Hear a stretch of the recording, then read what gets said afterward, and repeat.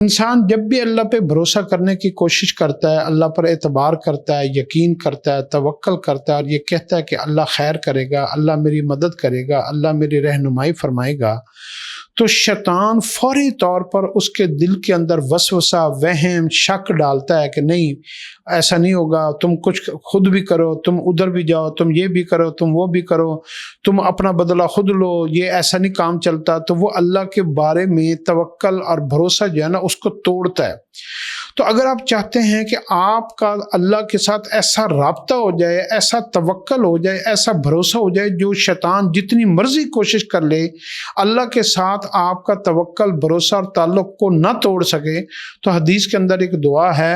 اللہم اجعلنی ممن توکل علیک فکفیتہ وَأَسْتَهْدَاكَ فَهَدَيْتَهُ وَاسْتَنْصَرَكَ فَنَصَرْتَهُ،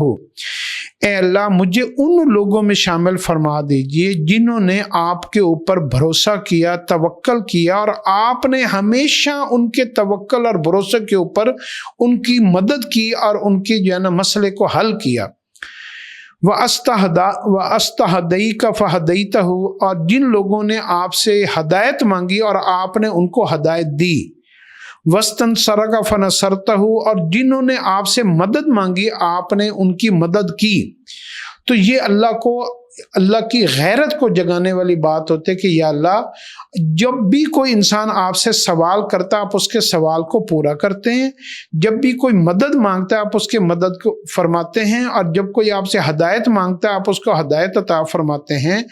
یہ اللہ پاک سے جب اس انداز میں دعا مانگی جاتی ہے تو شیطان کا وسوسہ ختم ہو جاتا ہے اور اللہ رب العزت انسان کی زبان سے نکلے ہوئے الفاظ کو قبول فرما لیتے ہیں۔